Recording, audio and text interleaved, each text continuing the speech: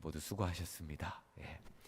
제가 미국에 있을 때 생각이 났어요. 제가 이 역대상 말씀의 이름을 영어를 잘 못하니까 역대상 말씀의 이름을 쭉 읽는데 미국 친구들이 막 웃는 거예요. 킥킥대면서. 그래서 내가 영어를 못해서 웃나 그랬더니 그 친구들이 자기들도 제대로 못 읽어갖고 이름을 막 이렇게 사케오는 짜케우스 막 그러는데 발음이 되게 어려워요.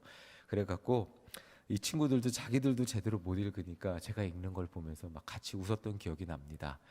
우리에게 익숙하지 않았던 이 이름들을 한 명 한 명 정말 이 성경을 읽으면서 언제 소리 내어서 읽을 기회가 있나 싶은데 오늘 우리에게 되게 소중한 기회였던 것 같습니다. 오늘 말씀에서 이 베냐민 지파의 족보가 등장을 합니다. 베냐민 지파는 야곱의 12 아들들 중에 이제 막내 아들의 지파였죠. 야곱이 사랑했던 여인은 라헬인데 라헬 생전에 2명의 아들만 낳았죠. 첫 번째는 요셉이고 둘째가 베냐민인데 안타깝게도 라헬은 베냐민 낳다가 숨을 거두게 됩니다. 난산에서 야곱은 생전에 자녀들을 그렇게 이제 그 사랑했던 자녀들을 축복하면서 이 베냐민에게는 물어뜯는 이리와 같을 것이라고 축복을 했습니다. 그런데 반대로 모세의 생전 또 이제 베냐민 지파를 축복할 때는 여호와의 사랑을 입은 자라고 축복을 하였습니다. 자, 흥미로운 사실은 오늘 본문의 8장의 40절 전체를 베냐민 지파의 족보가 차지하고 있다는 사실입니다. 이 중에 우리가 쉽게 인식할 수 있는 유명한 사람, 정말 이 이름이 너무 많은데 그 중에 우리가 쉽게 인식할 수 있는 그 2명이 등장합니다. 첫 번째는 이스라엘의 두 번째 사사 에훗이에요. 이 사사 에훗의 시절 이스라엘 모압의 지배를 받으며 이 조공을 바치고 모압에게 조공을 바치고 있었어요. 에훗은 모압의 지도자를 죽이고 모압의 군사를 모조리 섬멸했습니다. 이렇게 모압의 이 학대를 하나님의 능력으로 민족을 구한 영웅으로 기록되고 있습니다. 그리고 오늘 족보에서 가장 유명한 사람이 등장해요. 그 사람이 누구인지 함께 읽어보겠습니다. 우리 33절입니다.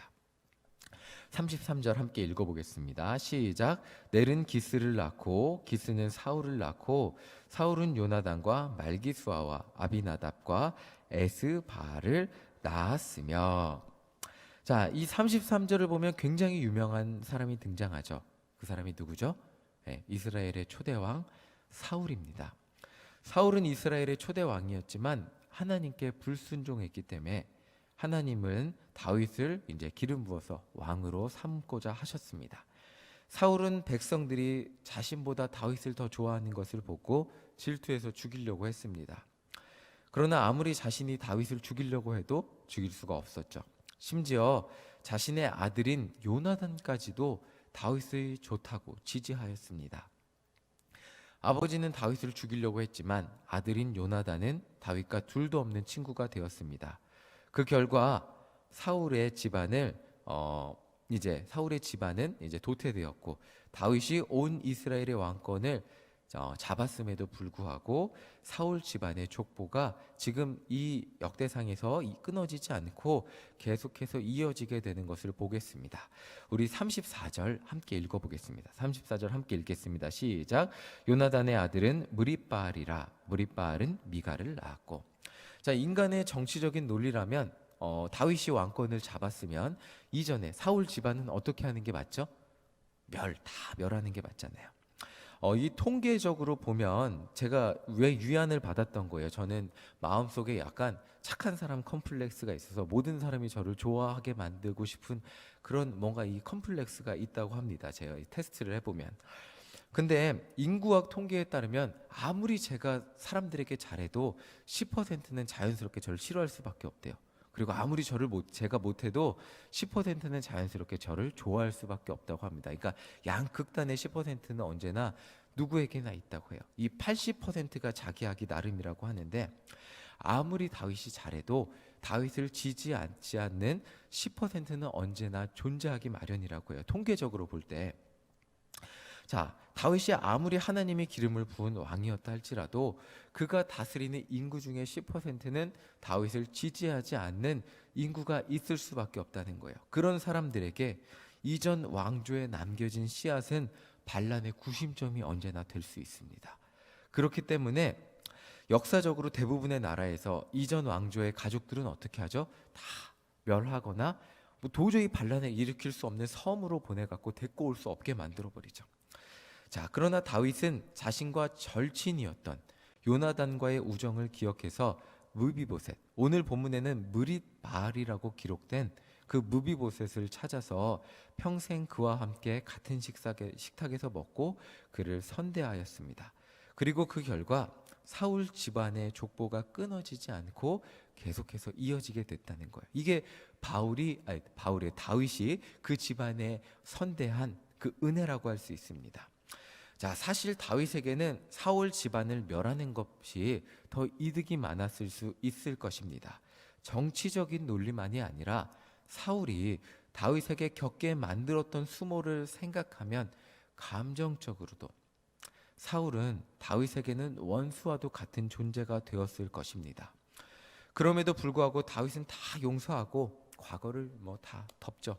그리고 요나단의 자녀 무비보셋을 품었습니다. 그 결과가, 근데 오늘 족보를 보면서 제가 그 복이 자녀들에게도 이어졌다는 것을 깨닫게 되었습니다. 이 말이 무엇이냐면 솔로몬까지는 12지파가 한 나라였잖아요. 그리고 통일된 왕국으로 존재했는데 솔로몬의 자녀 르호보암이 왕이 되었을 때 이스라엘은 북왕국 이스라엘과 남왕국 유다로 나눠지게 됩니다. 그때 이스라엘의 10개 지파는 북왕국 이스라엘을 지지하게 돼요.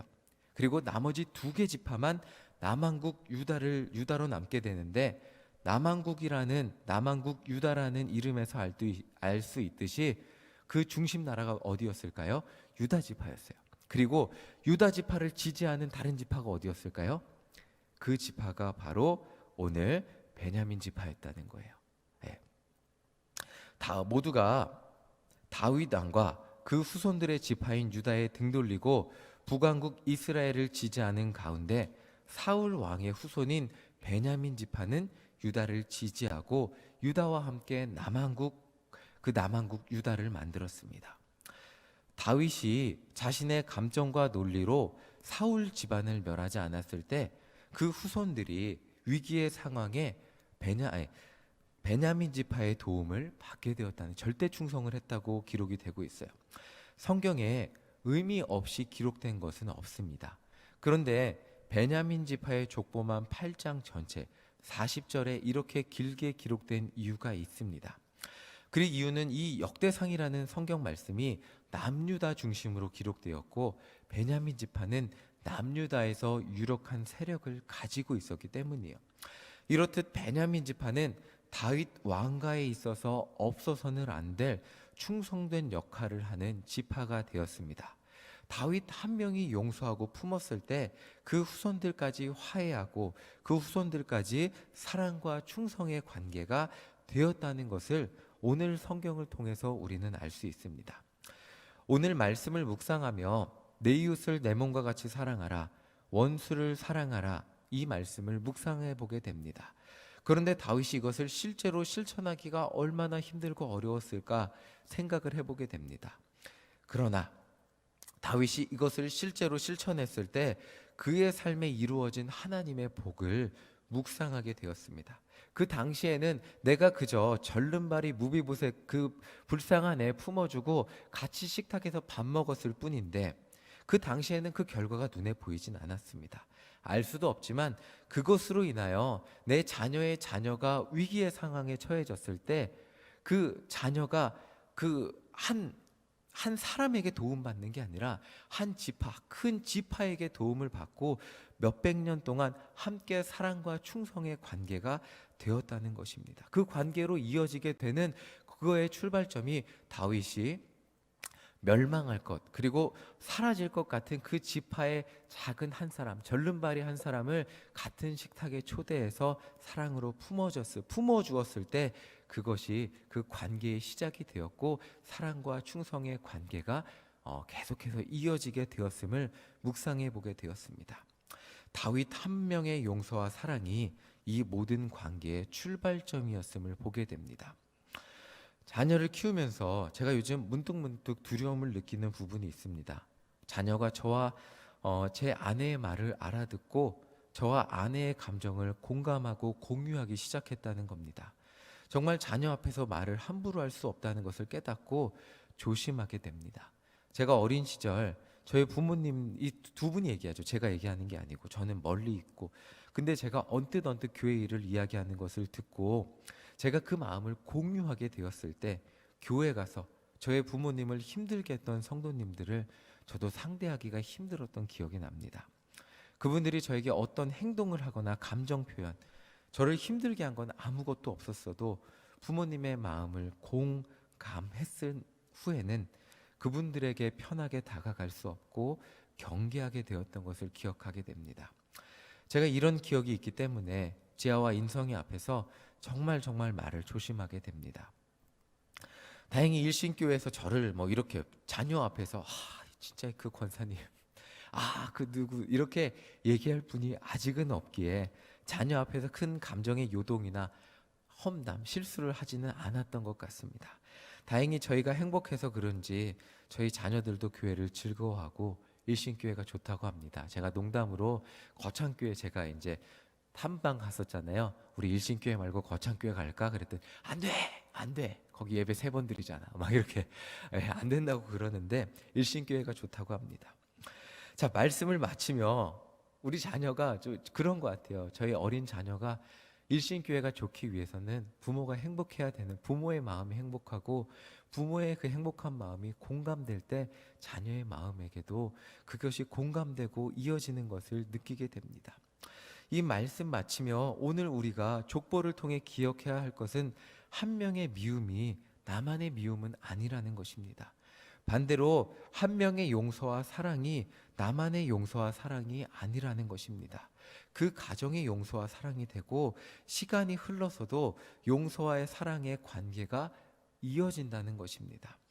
오늘 우리가 내가 혼자 사랑하지 못하고 용서하지 못하는 것, 그것이 있다면 나로만 끝나지 않는다는 것을 기억하고 아직 내 마음으로 용서하지 못하는 사람이 있다면, 특별히 우리 교회 안에 품어주지 못하는 사람이 있다면 우리의 기도를 들으시고 우리의 기도와 함께 하시는 성령님께 용서하고 사랑할 수 있게 해달라고 기도하는 우리 모두가 되시기를 간절히 소망합니다.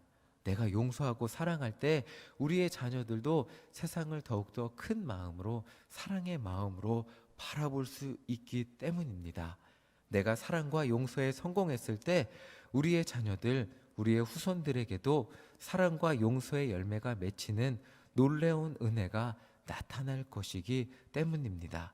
자녀들에게 한 영혼을 향한 증오와 미움, 그 마음을 남겨주는 부모님이 아닌 사랑과 용서, 섬김과 헌신, 그리고 용서의 힘이 얼마나 큰지 그것을 유산으로 물려주는 모든 성도님들이 되시기를 간절히 소망합니다. 다윗이 그것에 성공했을 때 베냐민 지파와 하나 될 수 있었고 끝까지 함께 사랑의 관계가 이어졌음을 보게 됩니다. 오늘 그 말씀을 묵상하며 정말 자녀들에게 모든 영혼을 사랑하고 모든 영혼을 용서하는, 우리 부모님이 어떻게 그 사람까지 용서했지? 나도 한 사람이라도 더 용서하고 사랑해야지. 그것을 남겨주는 우리 모두가 되시기를 간절히 소망합니다.